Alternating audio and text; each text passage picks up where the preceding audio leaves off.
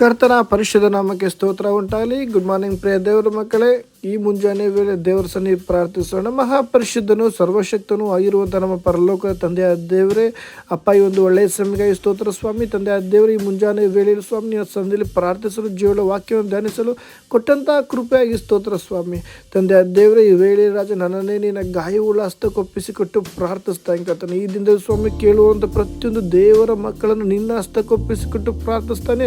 ಒಬ್ಬೊಬ್ಬರನ್ನು ಬಲಪಡಿಸಿ ಸಂತೈಸುವಂಥ ನೀನಾಗಿದ್ದ ಕರ್ತನೆ. ಈ ಮುಂಜಾನೆ ವೇಳೆ ರಾಜ ನಿನ್ನ ಜೀವನ ವಾಕ್ಯದ ಮುಖಾಂತರ ನಮ್ಮನ್ನು ಬಲಪಡಿಸೋ, ನಿನ್ನ ವಾಕ್ಯದ ನಮ್ಮ ಸಂಗಡ ನೀನು ಮಾತಾಡೋ ರಾಜ ದೇವರೇ. ವಾಕ್ಯಗಳ ಪದಗಳ ಗುಡಾರ್ಥ ತಿಳಿಪಡಿಸು ಸ್ವಾಮಿ. ತಂದೆಯ ದೇವರೇ, ನೀನು ನಮ್ಮ ಸಂಗಡ ಆದಿಂದ ಅಂತ್ಯದವರು ನಮ್ಮ ಸಂಗಡ ನಡೆಸು. ಅದಕ್ಕಾಗಿ ಸಮರ್ಪಿಸಿಕೊಟ್ಟು ಪ್ರಾರ್ಥಿಸ್ತಾನೆ. ಈ ಸಣ್ಣ ಪ್ರಾರ್ಥನೆ ಕೇಳಿದಕ್ಕಾಗಿ ಸ್ತೋತ್ರ. ಆದಿಂದ ಅಂತ್ಯದವರೆಗೂ ನಿನ್ನ ಕೃಪೆಯಲ್ಲಿ, ನಿನ್ನ ಮಹಿಮೆಯಲ್ಲಿ, ನಿನ್ನ ಸಾನ್ನಿಧ್ಯದಲ್ಲಿ ಮರೆಮಾಚೋದಕ್ಕಾಗಿ ಸ್ತೋತ್ರ ಸ್ವಾಮಿ. ಎಲ್ಲ ಸ್ತುತಿ, ಸ್ತೋತ್ರ, ಘನಮನ, ಮಹಿಮೆ ನಿಮ್ಮೊಬ್ಬರಿಗೆ ಸಲ್ಲಲಿ ಕರ್ತನೆ. ಯೇಸುವಿನ ಮೊದಲು ನಾಮದ ಪ್ರಾರ್ಥಿಸ್ತೇನೆ ನನ್ನ ಪರಲೋಕ ತಂದೆಯ ದೇವರೇ, ಆಮೇಲೆ ಸ್ತೋತ್ರ. ಗುಡ್ ಮಾರ್ನಿಂಗ್ ಪ್ರಿಯ ದೇವರ ಮಕ್ಕಳೇ, ಕರ್ತನ ಪರಿಶುದ್ಧ ನಾಮದಲ್ಲಿ ನೀವೆಲ್ಲರೂ ಸಂತೋಷವಾಗಿದ್ದರೆ ನಾನು ಭಾವಿಸ್ತೀನಿ.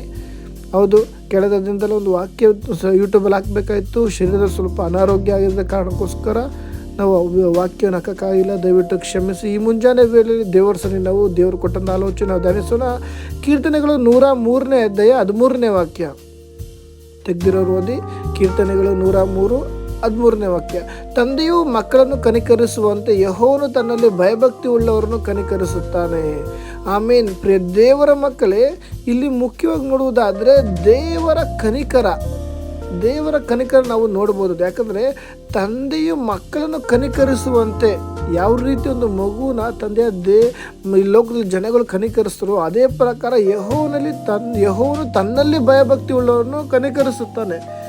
ಸತ್ಯವೇದದಲ್ಲಿ ನೋಡುವಾಗ ಒಂದು ವ್ಯಾವಿಚಾರಿ ಸ್ತ್ರೀನ ಇಡೀ ಜನಗಳೆಲ್ಲ ತಪ್ಪು ಮಾಡಲು ಅಂತ ಹೊಡೆದು ಸಾಯಿಸೋಕ್ಕೆ ಬರ್ತಾರೆ, ಕಲ್ಲೆಸ್ತಿ ಸಾಯಿಸೋಣ ಅಂತ ಬರ್ತಾರೆ.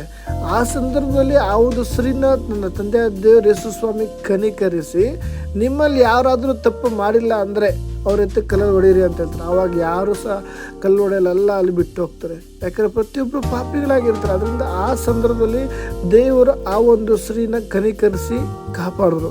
ಅದೇ ಪ್ರಕಾರ ಪ್ರಿಯ ದೇವ್ರ ಮಕ್ಕಳೇ, ಸತ್ಯವೇದದಲ್ಲಿ ಅನೇಕ ಸಂದರ್ಭಗಳು ದೇವರು ಕನಿಕರಿಸಿ, ಕಣ್ಣಿಲ್ದವ್ರೆ ಕಣ್ಣು ಕೊಟ್ಟಿದ್ದಾರೆ, ಸತ್ತಿರುವಂಥ ವ್ಯಕ್ತಿನ ಎಬ್ಬಿಸಿದ್ದಾರೆ, ಮಾತ್ರವಾದ ಕಾಲಿಲ್ದವ್ರೆ ಕಾಲು ಕೊಟ್ಟಿದ್ದಾರೆ. ಪ್ರಿಯ ದೇವ್ರ ಮಕ್ಕಳೇ, ಅನೇಕ ರೀತಿಯಲ್ಲಿ ದೇವರು ಕನಿಕರಿಸಿ ವಿಧವಾಗಿ ದೇವರ ಕಾರ್ಯ ನಡೆಸಿದ್ದಾರೆ.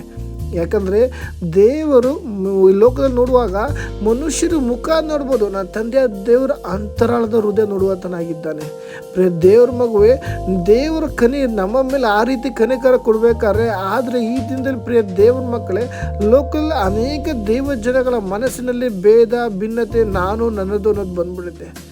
ದೇವರು ಕನಿಕರಿಸಿರುವಾಗ ನಿನ್ನಂತೆ ನೀನು ನೆರೆಯವನ್ನ ಪ್ರೀತಿಸುವಂಥ ವಾಕ್ಯ ಬರಲ್ಪಟ್ಟಿದೆ. ಆದರೆ ನಾವು ನೆರೆಯವರನ್ನ ಪ್ರೀತಿಸ್ತಿದ್ದೀವ? ಅಷ್ಟೇ ಯಾಕೆ ಒಂದೇ ಸಭೆಯಲ್ಲಿ ಇರ್ತೀವಿ, ಒಬ್ಬರು ನೋಡ್ರೆ ಒಬ್ಬರು ಆಗಲ್ಲ, ಒಬ್ಬರು ಬೆಳೆದ್ರೆ ಇನ್ನೊಬ್ಬರು ಅಯ್ಯೋ ಹೊಟ್ಟೆವರು. ಈ ರೀತಿ ಪ್ರಿಯ ದೇವರ ಮಕ್ಕಳೇ, ನೀವು ಇನ್ನೊಬ್ಬರನ್ನ ನೋಡಿ ಇನ್ನೊಬ್ಬರನ್ನ ಕ್ಷಮಿಸದೇ ಇರುವಾಗ ನಿನ್ನಲ್ಲಿ ಬಿಡುಗಡೆ, ದೇವರ ಆಶೀರ್ವಾದ ನಿನ್ನಲ್ಲಿ ಎಲ್ಲಿಂದ ಬರುತ್ತೆ?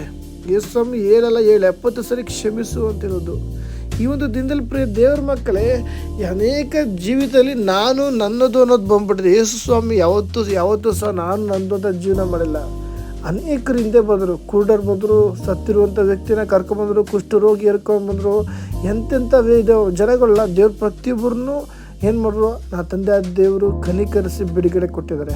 ಅಷ್ಟೇ ಯಾಕೆ ಪ್ರಿಯ ದೇವ್ರ ಮಕ್ಕಳೇ, ಪಾಪಿಗಳಾದ ನಮ್ಮನ್ನು, ನಾವು ಪ್ರತಿಯೊಬ್ಬರನ್ನು ನಾವೆಲ್ಲ ಪಾಪಿಗಳಾಗಿದ್ದೋ, ನಮಗೋಸ್ಕರ ಆತನು ಪರಲೋಕ ತಂದೆ ದೇವರು ಮನುಷ್ಯನಾಗಿ ಭೂಮಿಗೆ ಬಂದು ತನ್ನ ಪ್ರಾಣವನ್ನು ಕೊಟ್ಟು ನಮ್ಮನ್ನು ಕನಿಕರಿಸಿ ಕರೆದಿದ್ದಾನಲ್ವಾ?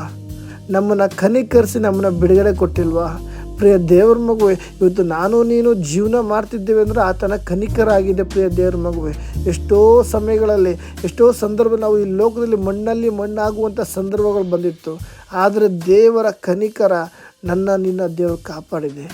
ಎಷ್ಟೋ ಸಂದರ್ಭದಲ್ಲಿ ಹಾಸ್ಪಿಟಲಲ್ಲಿ ಸಾಯುವಂಥ ಸಂದರ್ಭದಲ್ಲಿ, ಎಷ್ಟೋ ಜನಗಳು ಎಷ್ಟೋ ಒಂದು ಪರಿಸ್ಥಿತಿಯಲ್ಲಿ ಕುಟುಂಬದ ಗಲಿಬಿಲಾಗಿ ಸಾಯುವಂಥ ಪರಿಸ್ಥಿತಿ, ಎಷ್ಟೋ ಸಂದರ್ಭದಲ್ಲಿ ಇಡೀ ಊರವರೆಲ್ಲ ನಮ್ಮನ್ನು ತೂಚಿದ ತಳ್ಳಿ ಊರಲ್ಲಿ ಒಂದು ತಲೆ ಎತ್ತದಂಗೆ ಆಗದೇ ಇರುವಂಥ ಸಂದರ್ಭದಲ್ಲಿರುವಂಥ ಸಾಯುವುದೇ ಒಂದೇ ಮಾರ್ಗ ಅಂತ ಚಿಂತೆ ಮಾಡುವಂಥ ಪರಿಸ್ಥಿತಿ.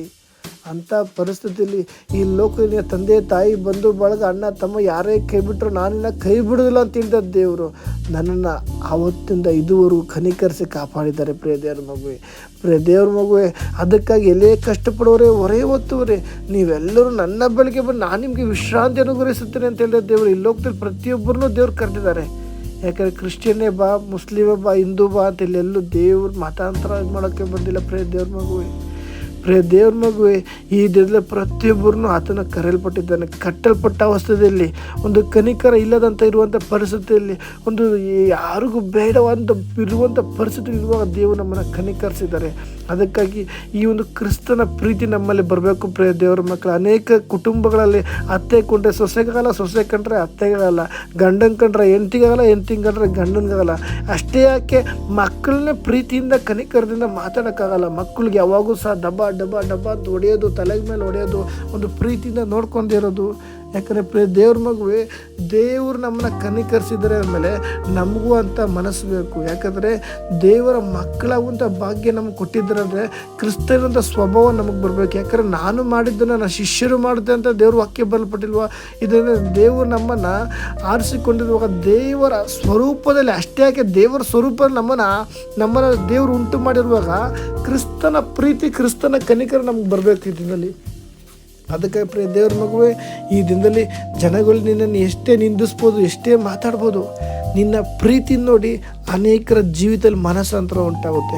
ನಿನ್ನಿರುವಂಥ ಕನಿಕರ ನೋಡಿ ಅನೇಕರ ಜೀವಿತದಲ್ಲಿ ಹೋಗಿರುವಂಥ ಕುಟುಂಬಗಳಲ್ಲಿ ಒಂದು ಮನಸ್ಸಾಂತರ ಉಂಟಾಗುತ್ತೆ. ನಿನ್ನಲ್ಲೊಂದೊಂದು ಕನಿಕರ ನೋಡಿ ನಿನ್ನ ಗಂಡನ ಜೀವಿತದಲ್ಲಿ ಬದಲಾಗುತ್ತೆ. ನಿನ್ನಲ್ಲೊಂದೊಂದು ಕನಿಕರ ನೋಡಿ ನಿನ್ನ ಅತ್ತೆಯ ಜೀವಿತದಲ್ಲಿ ಒಂದು ಬದಲಾವಣೆ ಉಂಟಾಗುತ್ತೆ. ನಿನ್ನಲ್ಲೊಂದು ದೇವರ ಕನಿಕರ ನೋಡಿ ನೀನಿರುವಂಥ ಪ್ರಾಂತದಲ್ಲೊಂದು ಬದಲಾವಣೆ ನಡೆಯುತ್ತೆ. ನಿನ್ನಲ್ಲೊಂದು ದೇವರ ಕನಿಕರವನ್ನು ನೋಡಿ ದೇವರು ಮಾತುಕಾರ್ಯ ಮಾಡುವಂತನಾಗಿದ್ದಾನೆ.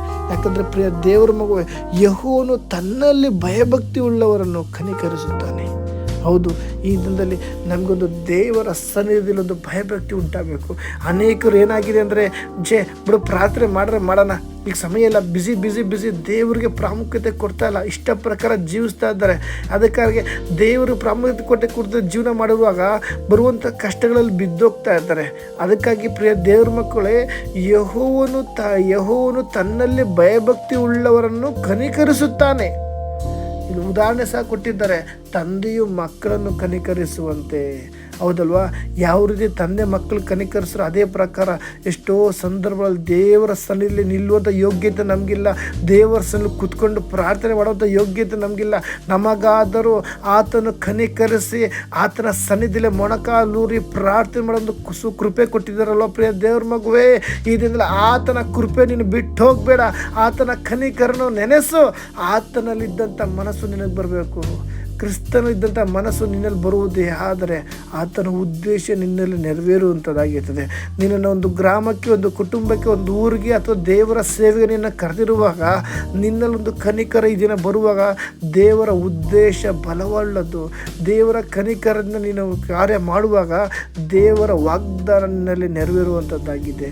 ಆದರೆ ಶತ್ರುವಾದ ನಿನ್ನಲ್ಲಿ ಕನಿಕರ ಬರಬಾರ್ದು ಅಂತ ಏನು ಮಾಡ್ತಾನೆ?